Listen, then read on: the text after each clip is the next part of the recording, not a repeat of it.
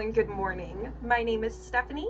I'm a paramedic in New York, and I'm going to be a non-traditional student in fall of 2026. I'm starting this channel as a nod to other non-traditional students. In my personal life, when I was trying to get guidance and find examples online of people being non-traditional students, it was difficult.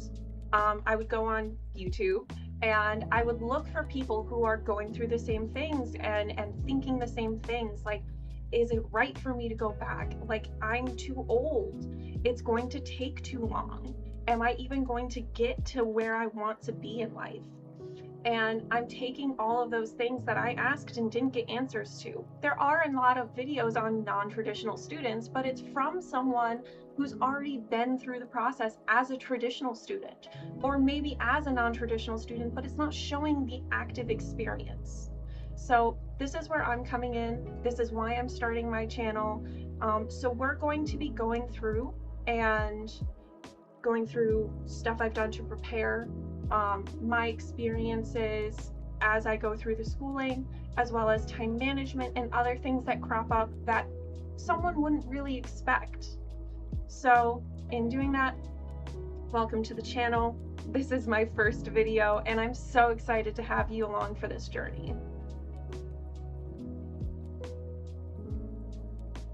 So today we're going to be talking about some of the prep work I've done first. So the major part of the prep work I've done is actually preparing my house. So I have the luxury of owning my own house, so I can do whatever I want to it. I've painted the walls jewel tone, I've redone the floors. There's a lot of stuff I've done to this house. Obviously, I have not done an HVAC. But there's a lot of stuff I've done to this house that has prepared me for school. I redid the bathroom so it's easier to clean. I have prepared this room. It is a game room, but I use it as my office. This is where my computer lives. This is where all my gaming equipment lives. This is where I can do homework and notes and write assignments and do research.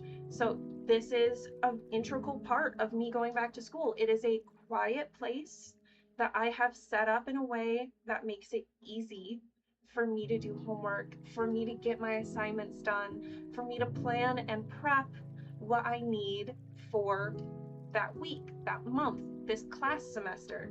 So this is an integral part of going back to school, having somewhere, anywhere, to do your homework that is consistent and comfortable.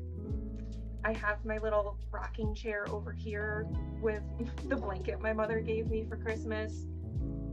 That's really nice to read textbooks in, or just books in general, because you have to have some time for yourself.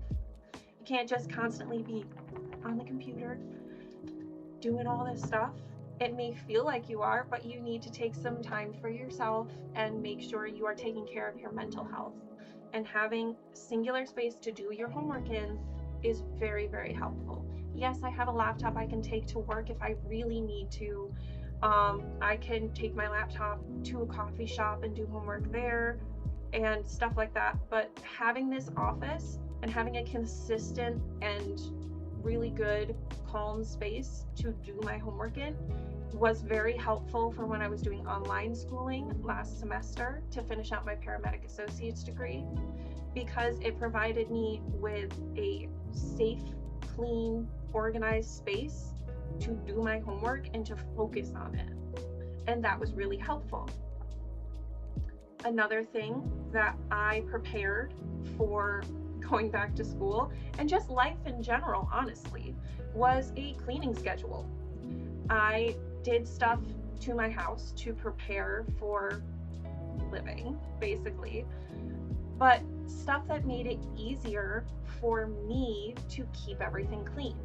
I have postural orthostatic tachycardia syndrome, or POTS. I also have Ehlers-Danlos.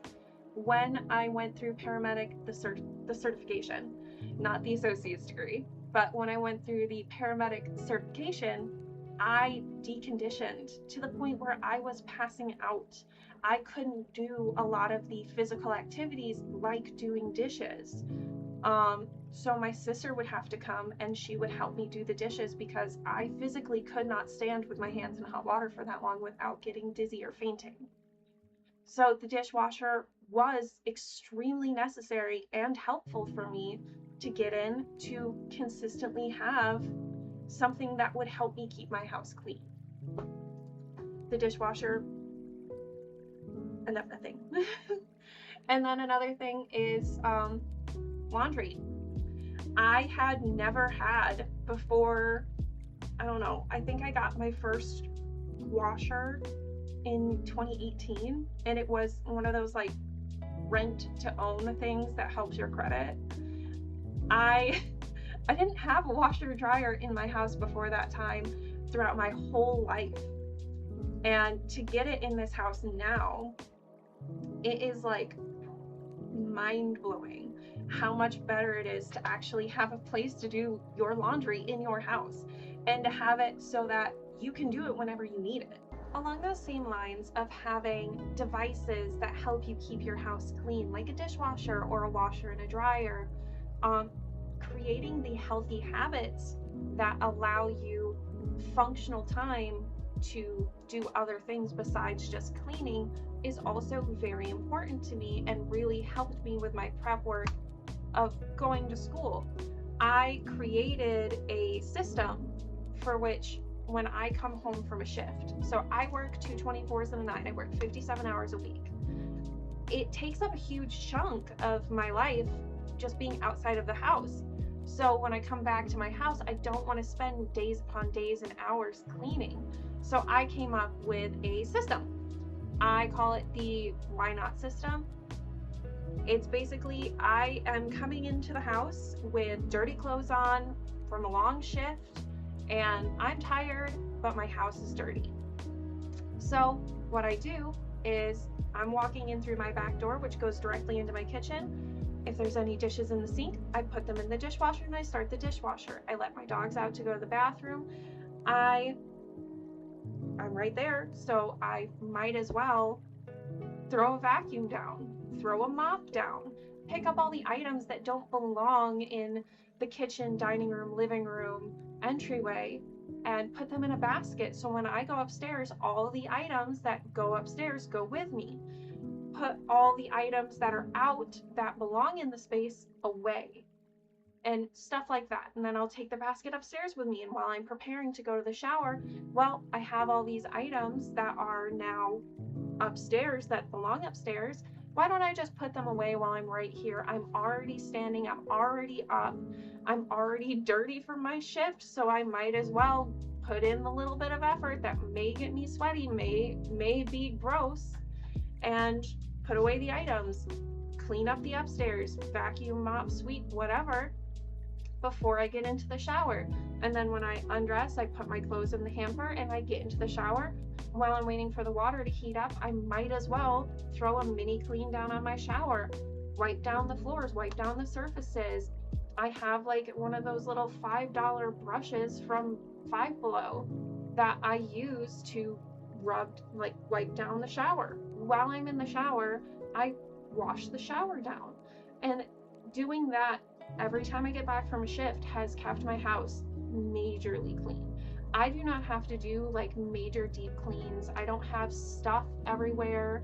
And it's just been so helpful to create that habit of where I move through my house with the intention of I'm already here. I might as well clean it. It also stops the noise in the background. So when you have a dirty house, you have this noise in your head. It's my mom always used to say, your house is an extension of your mental state.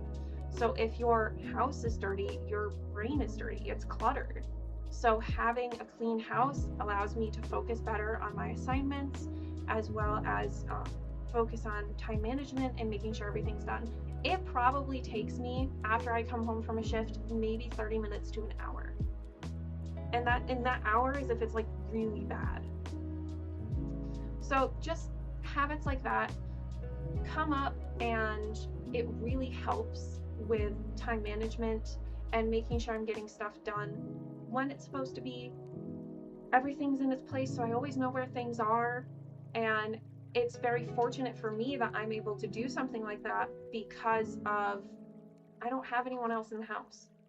I don't have to worry about someone else taking something and putting it somewhere where it's not supposed to be. If I did, maybe this would be different, but this is my experience. So this is what helps me. And I'm telling it to you in case it helps you. So this video is kind of long, so this will be the last thing I talk about. One of the biggest problems I've come across when I was in my paramedic certificate program, not in the associates, but in the certificate program, was I had trouble cooking for myself. And that is something I've had to get back into because the certificate program is 14 months, and that's about enough time it takes for you to develop a bad habit. So developing easier habits when it comes to food and planning out your meals and planning out your food is really, really helpful. If you're into cooking and you're into stuff like that, starting now with learning how to meal prep and learning how to prepare food ahead of time so you have, say, like a week's worth of food that you can take with you to class, to work, and just planning out the day that you're going to prep all that food is really, really important. So what I personally found is easiest for me because I have trouble cooking for one person.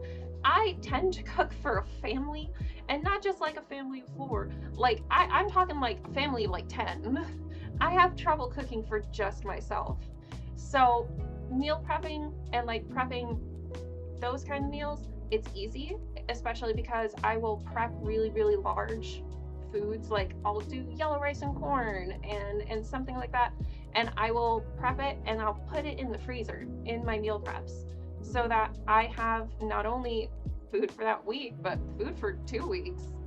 But to keep it lower volume, I've found that the easiest thing for me is actually to go to places like Sam's Club or Walmart or somewhere that has prepped family meals. And what I'll do is I'll cook them or I'll put them in the freezer. So like I'll buy 3 or 4 or 5 of these meals and I'll put them in the freezer, or I'll cook one.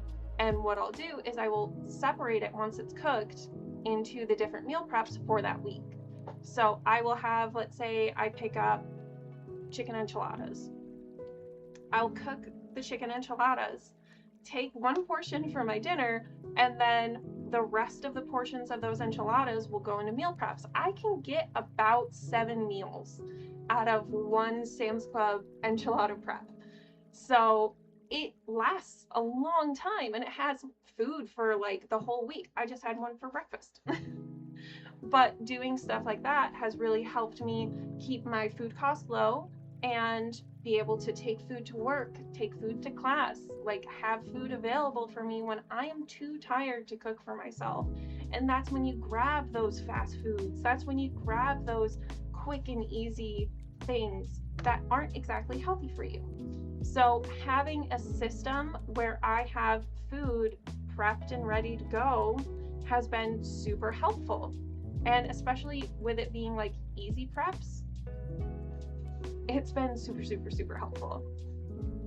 So yeah, this has been just some of the things I do as prep work for going back to school. I am very excited to start this channel and to go on this journey with you. I'm a little bit apprehensive, I'm not gonna lie, but I feel like when you want to do something, especially something like this, putting yourself out there, I know the quality of this video is not good, but putting myself out here, sharing my experience, this will get better as we go along. I'll learn more tips and more tricks and more stuff to make these videos better, to make the quality better, and just to share with you.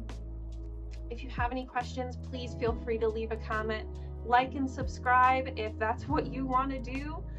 I'm very happy you've decided to join me on this journey, and I wish you the best of luck on your own.